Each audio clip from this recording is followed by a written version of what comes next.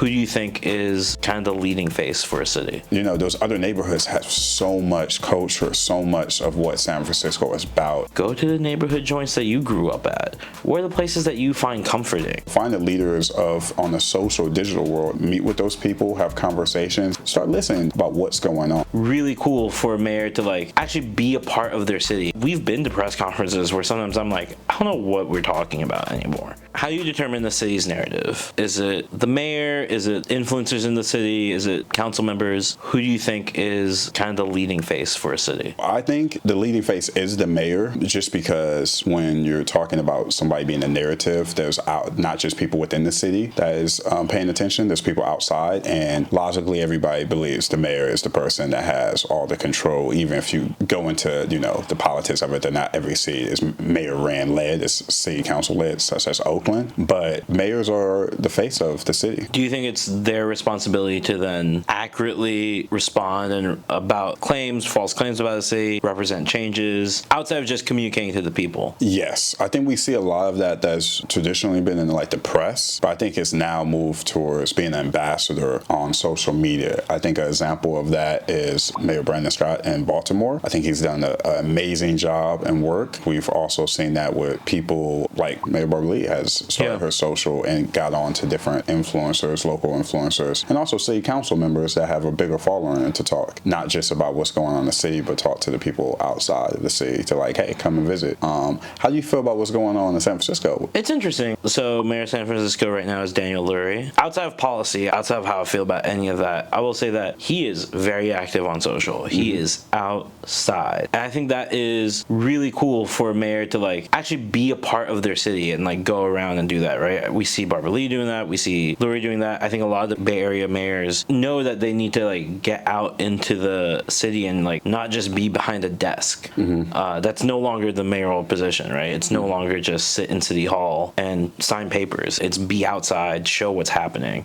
Yeah. I think to your point, SF is just so big, and it feels like Lurie is kind of concentrating on a few neighborhoods right now, and would love to see him go to all the neighborhoods and show what's happening everywhere. Yeah, and I think, like you said, outside policies is go down to the Bayview, Fillmore, what's the developments going on in Hunters Point, to, these neighborhoods that are outside of the downtown, because I feel like he is very specifically talking to the people outside of San Francisco to bring, businesses back and tourism back, which I agree is huge, especially in San Francisco, and that effect of how much it boosts their economy. But, those other neighborhoods have so much culture, so much of what San Francisco is about. And, as somebody born and raised in Oakland, those are the places you go to understand where San Francisco is. Let me ask you this as Oakland native and Bay Area historian, some would say. Should there be more communication or working togetherness between both sides of the bridge of Oakland and San Francisco? This is a tough one. Yes and no. Yes, we need to communicate, which I think there is, but it could be more, just because what happens in Oakland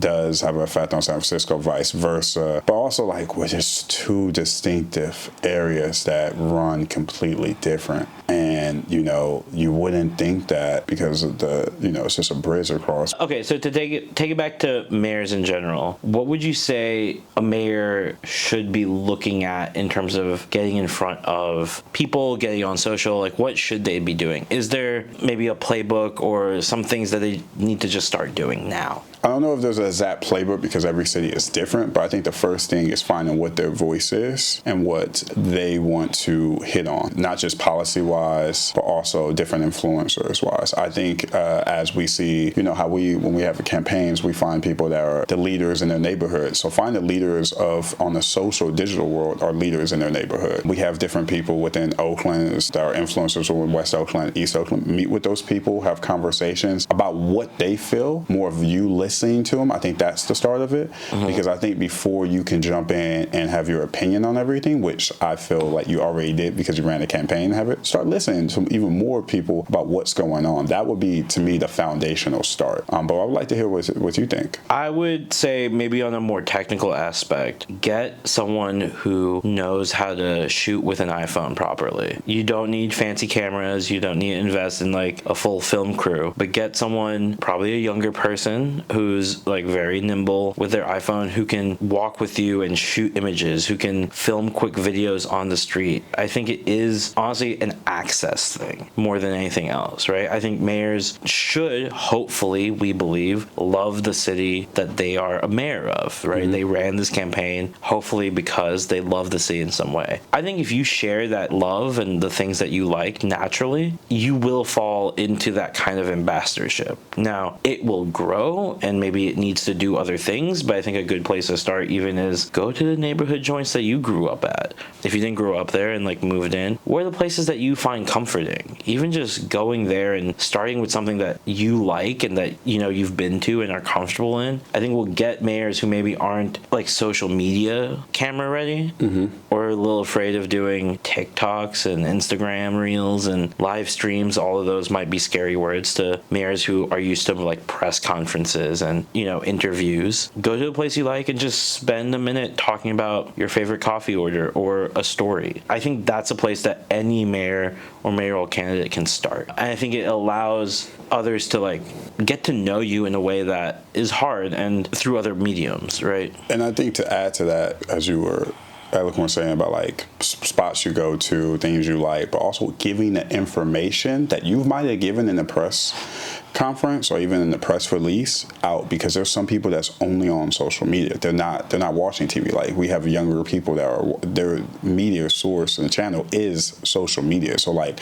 making sure you regurgitate that information out and give it into the lingo, or let me not say lingo, the breakdown of simplifying it where it can be in 90 seconds. It's not, you know, an interviewer or a time where you could be up there 5 minutes rambling. Like make sure that information gets there and with the links properly set up on your digital for people can read it later. Yeah, I always think of, there's a subreddit that I love called Fellow Kids, which shows brands and sometimes politicians and sometimes folks trying to use lingos and memes in ways that don't work. You don't need to do that. You can just talk with the facts and what you believe. But I think to your point, make it more digestible, right? We've been to press conferences where sometimes I'm like, I don't know what we're talking about anymore. Like just too many words have been said with a lot of like political fluff and a lot of adverbs and adjectives, and I get lost in it. I'm like, what are we talking about?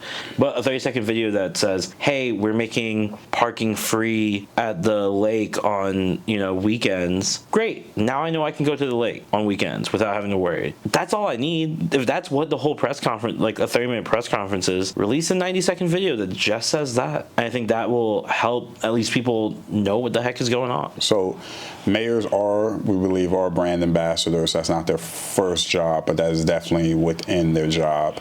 And that, you know, they should be able to talk to different influencers into the community and shed light to not just their constituents, but outside of the city to bring more people in. And, you know, shout out to the mayors that are doing it. Like we said, in Baltimore, Brandon Scott, Daniel Lurie, and, you know, Barbara Lee.